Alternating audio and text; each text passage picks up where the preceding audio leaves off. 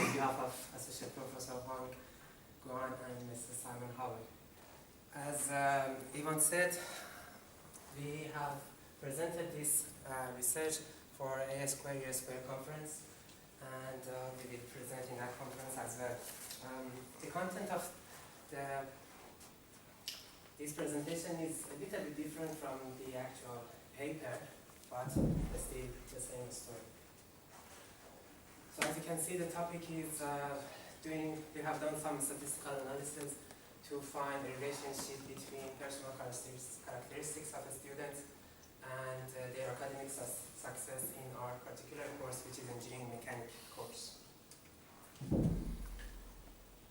So you know, this is a very long story. People, researchers have done lots of studies to find a reason or a variety of reasons to explain why students are successful or unfortunately unsuccessful in particular course or program or university or country or region. So this is very, very varied and big in terms of the research, but still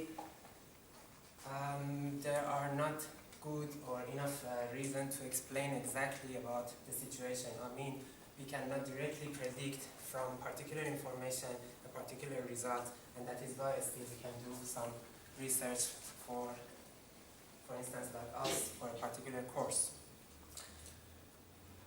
So what could be the different parameters that researchers are interested in terms of finding a relationship between success and different characteristics, different parameters? Based on the literature, what we have found are listed here. First, learning preference and style. I don't want to explain these things one by one. Some of them are clear, some of them are very debatable, so I just leave them as a dot point list.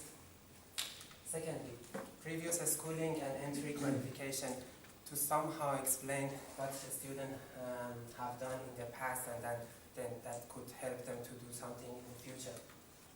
Class attendance, which is mostly obvious, as well as age and gender, one of the very basic characteristics that we can find to explain the student personal attitude and characteristics. Then intelligence and aptitude, which is again clear sometimes, as well as family income and parents' education. Particularly this last one is the one that we cannot, in most of the cases we cannot find information because it's going to be very private in some cases, but it is explanatory by itself. So based on these information, based on the goal that we had, we made this aim and objective to find and to do investigation to be able to find factors leading to academic success in our engineering mechanics course here in Griffith University. Based on this, again, we did a thorough search in the literature to be able to find particular characteristics based on the list that I showed you earlier, as well as those information that we have here in our campus. Not all of them are accessible. So the list that I can show you, the information we have provided, we have collected, are related to two classes of 2012 and 2013 academic year in Gold Coast campus. In 2012, we had 285 students, and in 2013, we had 287, almost the same size for these classes. After that, those characteristics are mentioned. First of all, gender. We somehow try to find a relationship between gender and the success of a student in terms of final mark that they had from the course. Secondly, the age, as I mentioned, these two are really, really debatable. Still, lots of research is ongoing, and the previous literature didn't show any direct relationship in these two items. Some people say that this gender is better than the other. Some people say youngers are better than mature students, but still it is very debatable. And the third one, which is very common here in our university because of the overseas student, is the first language. So those who have English as the first language or do not have English as their first language, what would happen for them in terms of success? Then the study program.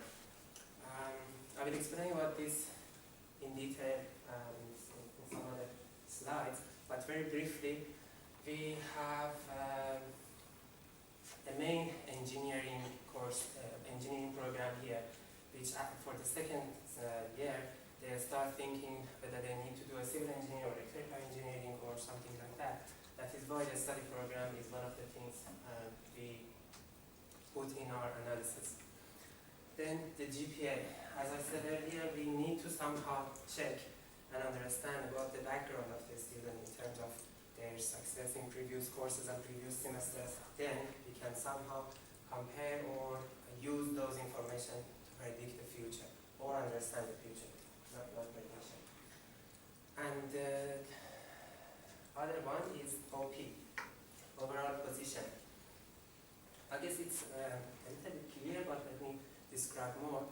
OP or overall position is a ranking system for the students who are in a secondary school in Queensland. And based on the courses that they have in their school, based on the grades that they have in the school, finally, all the students in Queensland would be compared together and would be ranked based on particular rules and regulation, and they have a number which is called OP. So OP could be a good number or mark or grade in order to know about the background of the student when they haven't been in the university. And the final thing that is important for us in terms of knowing about the success of the student is the mark that they have from this course. This mark is the mark that I collected from MESFA, not the mark that is that would be put in the student official transcript. Therefore, they would be somehow different, but not significantly different. And also, now I have the numbers exactly, not just the grades, like HDD and the type of things. So before I move on, if I may ask your idea from these parameters that I mentioned here, which one do you think is the most important one? Which one do you think has no relationship to our the studies, or which one do you think still needs to be discussed in one way or another? Any idea? GPA and OP. GPA and OP can positively change or negatively? Positively. The rest? I like study programs. The study program? Yeah. I've seen high OPs get good marks with good study programs. Yeah, good. Bad OPs. And you said age? Or an age Age, to come into it as well. No effect. Sometimes natural one are better than Good. Yeah, this is exactly the point I'm after. And I'd So like Charles believes that age or younger students. I'd like to might say be gender successful. because I believe the females do better than the Better, males. yeah. That's That's true. That's good as well. But it shouldn't have any effect. Very good. This is the exact point that came into my mind. I start thinking, okay, the reasons are obvious. By the time I have a female which is young and doing civil engineering, she will be successful. She would be successful. But the results showing something different. So now looking at the database that I did the analysis. I just put those numbers, those parameters who are actually in numbers and also are having a meaningful relationship to those final marks that we discussed earlier. As you can see, 2012 and 2013 data are almost very, very similar to each other. I mean, these two classes are exactly comparable, and also if I want to have a larger database, then I can combine these two databases. And the second important thing, or the second group of important thing, is that as you can see, we have OP of 2, which is a very, very good OP. I mean, the student should be a very good student, up to OP of 25, which is the lowest OP. As well, GPA of 1.5 or 1.9 to the maximum, which is 7. So we have almost all the different GPAs. And for the age, we have 17s, which is the normal student who can attend the university, up to 45 and 50 as the oldest person of our database. So, Yes? sorry to ask, but I've heard a bit of chatter. The AP25 student, did they come? So you didn't get them? It's usually a pathway. They Ah, get yes. into a pathway. AEA. They're usually the ones I call. It's usually AEA. Right, stat. Sometimes it's the case they're a mature age student and their really bad OP is still on file. Okay. I thought like the rough was Follows like them too on bad. personnel. Otherwise, it's 25. 25. That's the lowest you can Is get. it the lowest? I mean, there's some shocking. Sometimes when I look at it, they're among the first ones that I call when I see those OPs that low. It's like, what are you? Why do you want to do engineering? Yeah. No, but like you said, there could be a reason Yeah. that's occurred. There often is. Sometimes it's mature age students, they've gone somewhere and they've studied and they've upgraded to be able to get into uni, but the OP is still recorded somewhere. But it's usually AA students. So is it realistic, but is it therefore realistic to include that? I guess you have. There's a realistic check here, Well, no, it's a baseline because they can get a 25 and come in on AEA. but they can't even come into university on 25, they don't pass English. But AEA gets them. At 25, Engineering patches you. they shouldn't be passing English. Do a test and then they use that. That's why I've been arguing about AEA and stat test. We let, and they can come in with that and no maths B They're usually with AEA. But they still have to pass English to go to university. Irrespective of the AA test, they can't. I know it's Is not. it clarification point? Knowledgeable person over there. Simon? Simon, can a student get into university, even with the AA test, they haven't passed English? No engineering. No, Engineering, English. I don't think so. I'm not sure. Engineering has English as a prereq, I think. I'd have to look. I thought every degree has English as a prerequisite. No, not all of them do. There's a couple where you don't need English.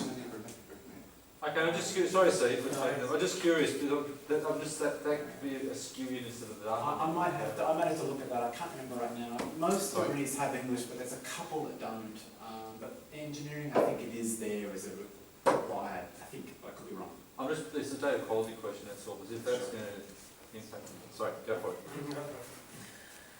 So, okay, just by comparing these two classes, you can see they are very, very similar to each other. And now, I move on to the particular frequency or occurrence for those parameters I mentioned earlier. So obviously we have more more males than females in both classes, which is something common, it's not strange for you. And then for the age, again, as it is common, we can see majority of the students are, before that I need to explain to you. I put all the ages in different groups in order to make that easier for myself to do the evaluation and investigation. So as you can see, I have 5 different groups. The first group is just for the students who are really, really young, 17, 18, and 19. And then the last group is for those who are more than 30 years old. As you can see, we have enough mature students in both classes, 6 here and 13 for 2013. So definitely we have majority of the students as the youngest group, and in terms of percentage, 26 and 24% are more than 19 years old in our 2 classes. Then the language. From all those students are about 600 students that I had in my database, I had 53 different languages. Of course, they have 53 different languages. And I started thinking, how can I put them in different groups in order to, again, do a better comparison and investigation. So I decided to put English as the first one, which is obvious, and majority of the students should have English as their first language. Secondly is the different Chinese dialects. So whatever number, I just decided to put all of them in one group. And then the other groups are basically based on geographic position or the number of a student. For instance, you would imagine that I have only one in these 2 languages. So based on this, as it is obvious, the first group, the English-speaking people, are very, very high, and the rest is about 17 or 23% for the other groups. After that, the study program, which Mark is very interested in, I guess. So what is happening? We have, or maybe I should say we have, Bachelor of Engineering, as I heard is going to change something next year, and Bachelor of Engineering with Advanced Study. The second group is those who are doing a double degree. I decided to kind of exclude them or put them in a different group in order to see their success or their way of studying. And after that, those two kind of new programs, and then the second the last two groups are for those programs that are found from the students. And I reckon this is because of those students who are actually selected this course as an elective, instead of being a core course for the other programs. So we had one, for instance, lady doing psychological science, and then another lady doing marine science, but they took this course as an elective. I don't know why, maybe they decided to check and then change program. So in terms of statistics, again, the Bachelor of Engineering and Bachelor of Engineering with Advanced is the highest in terms of the number, and the rest is about 15 or 17%. So the reason I have these numbers here is that to show to you that those groups are not very in minority. They are having enough students, enough members, I guess. After that, GPA. So I decided to put GPA in, again, different groups, very similar to the idea of HDD and PASS and these type of things. And so from 87, 58, and 10 are those who are able to pass the course, who actually have a good GPA. And for 2012, they are 54%, for 2013, 73%. So the majority in 2013 had a very good GPA. But I'd like to see what would happen for the mark. After that, the OP. So charts, as you can see here, I don't have 25 as a group, but I put more than 17, which is almost a little bit more than half of the range. And we have 6 here for 2012 and 12 for 2013, a student who actually had a GPA, an OP more than 17. So if we say OP is less than 13, which is half of the OP range, could be a good kind of OP to participate, to come to uni. We have a lot of students in these 4 groups, 84 and 79 residents. Now, the actual and important things, final mark. So how many students get a good mark, how many students pass, how many failed? As you can see, in 2012, we had about 82% who passed the course, and in 2013, 73 students who passed the course in different categories, as I have them here. I don't want to talk about the success rate of the course, whether the course was successful in 2012 or 2013, which one is better. I don't want to talk about this because the intention is to find the relationship between parameters and the final mark. Sorry, may I just quickly, was the assessment regime the same in both years? What do you mean by regime? Was the assessment task yeah. in both years? Exactly. I might need to add this. In 2011, Dr. Redding was the lecturer, and 2012 and 2013 Dr. So that is the reason I chose The this. same, assessed the same. Yeah. You were 11. I still have this conversation. Try back and teacher in there as a variable. Yeah, try teacher as a variable then. I still have this conversation, so I put it in my mind that you were not into it. Okay. We have So- different lecturers. As I said, I don't want to compare these two classes. The intention is to understand or to try Anyway, and you have find. 2 different. That is true. But it's obvious now they are having 2 different lectures. Yeah. And then maybe you can explain something here. So, as I said, the actual paper is describing in more details. I don't have enough time here to present all of them. And also, in the actual paper, if you are interested, I can send that to you later. I started talking about different genders first, and then age and other things. I don't have the comparison between genders here, just the comparison between age, GPA, OP, and final mark. This is what I show you here. So these are the results of the analysis that I have done with the skills and software.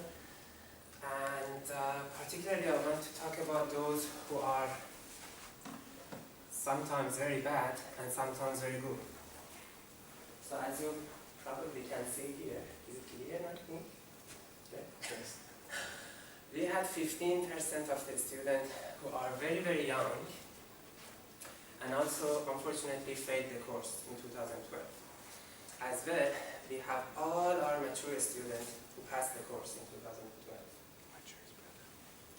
Then in 2013, again the same kind of thing, 90% of the students failed the course, which were young as well, and 10 out of 13 mature students passed the course, which is a very good percentage for the course itself, but what about them? What about themselves?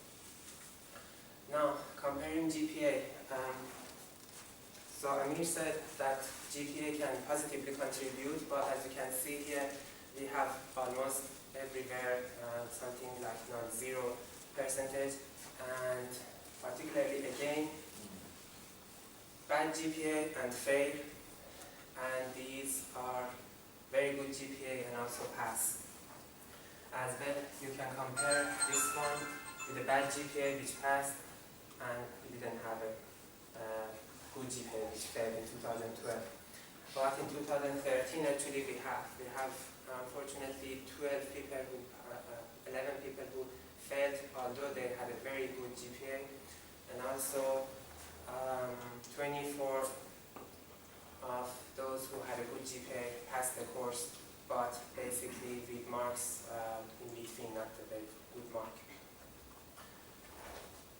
So at least by these two tables, it's very difficult to kind of predict or explain, is there any positive or significant relationship between these two information in GPA and final mark. Now about OP. Again, you said OP is positively influenced the results, but we have the first OP group is the best OP group. We have one student in the very good OP, which unfortunately failed very bad in the last group. And also, the rest obviously passed and were successful. And 2 out of 6 students who had a very bad OP unfortunately failed. In 2013, again, one very good OP who failed, and the rest passed almost simply with a very good mark in the end. And also 5 students with a very bad OP and also failed. However, we had 6 or 7 other people who passed the course simply with a very bad OP even. So how we can use those information in order to kind of understand something a little bit better, I decided to do a one-way ANOVA F test to find the relationship between GPA, OP, age, and the final mark. I don't want to explain these columns, maybe you are familiar with the concept of ANOVA test. So what is important, I choose a significant level of 1%. You can choose 5% or 10%. I decided to make it more narrow. And then as you can see, the analysis can simply show that significantly there is a relationship between GPA, OP, and age, which you said earlier, but in which way, positive, negative, easily predictable, or just a relationship. So I also did the Pearson test to have a better idea about this relationship, and as you can see, again, there is a significant relationship between OP, GPA, and age, but again, I cannot say that with this GPA and this OP, the mark should be this. It's impossible to predict. So, after all those analysis and investigation, what we can say? What is obvious is that there is a strong relationship between age and GPA, which is a positive correlation. And there is a negative correlation, again strong, between OP, rank, and the final mark. We haven't seen any significant indicator to explain that one gender is better than the other, although I didn't show you all those information.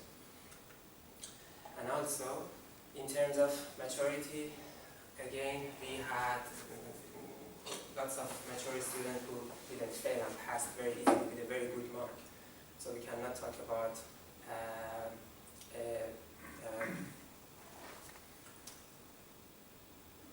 it's impossible, at least by this group of people, to say that the mature students are having some difficulty passing the course.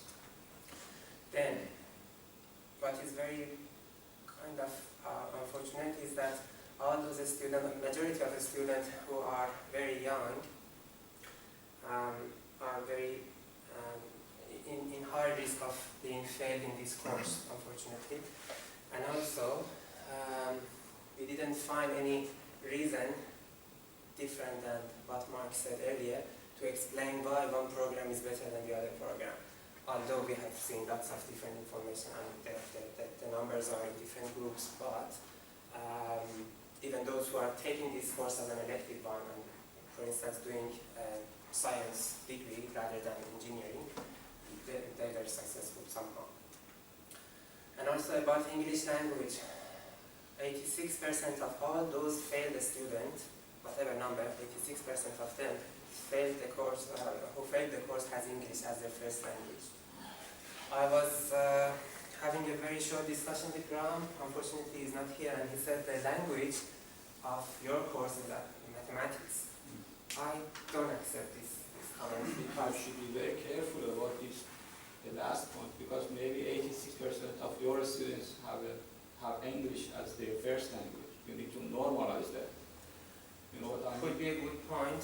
For example, yeah. assume that 100% of your students are English native Yeah. speakers. Mhm.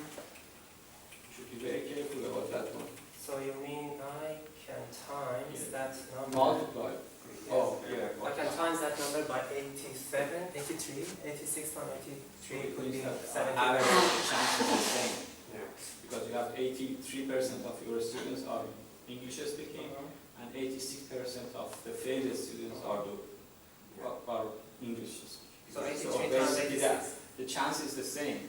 You know what I mean? It's irrelevant, It's yeah. a ratio. That's irrelevant. It's not because they speak English, it's because there's more of them in the course. English is not a relevant criteria. I can kind of understand what you think, but I think we have two probabilities and we need to multiply these two probabilities. So 86% times 83% would be about 65-70%, which is still high.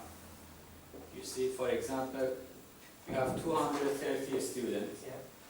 native speaker in your class, and say 80 students have failed in the course and are native speakers. How much is the chance for them? How much is the chance? 1, 2, 3, roughly.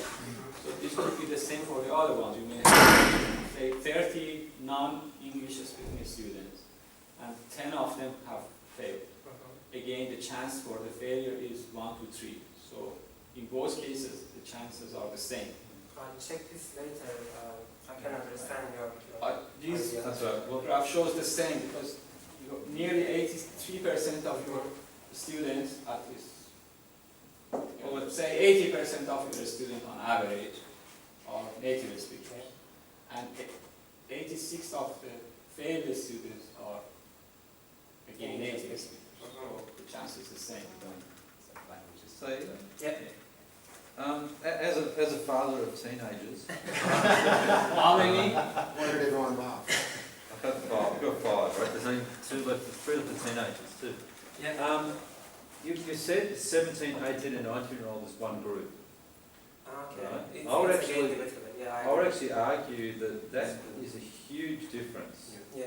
Because a student in Queensland, been around long enough, right? A student in Queensland who graduates at 17.5 years old or 17 years old, they come here, they are very immature compared to someone who comes from New South Wales and is 18 years old. I think there is actually quite a distinct difference between 17, 18 and 19. I agree. I would actually say you've really got to chop that group up even further. And not so much 17, 18, 19, but the age they finished school at. Because New South Wales unfortunately has their age difference halfway through a year.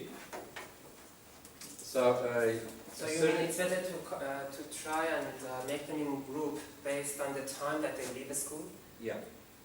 Because a Queensland student is a lot more immature. Sorry for any, this has been recorded. Appears to be a lot more immature We than don't have an 18-year-old. Queensland students. I actually didn't have access to the information about their city or town or I'll still split it up further. I'll put 17, 18. I'll make them 3 groups to see if there's any statistical I'm difference. thinking maybe you want to recommend 17 and 18 one group and then 19. I'd actually say 17 is one group, 18 and 19, just to see if there's any differences. You've got enough students to do that.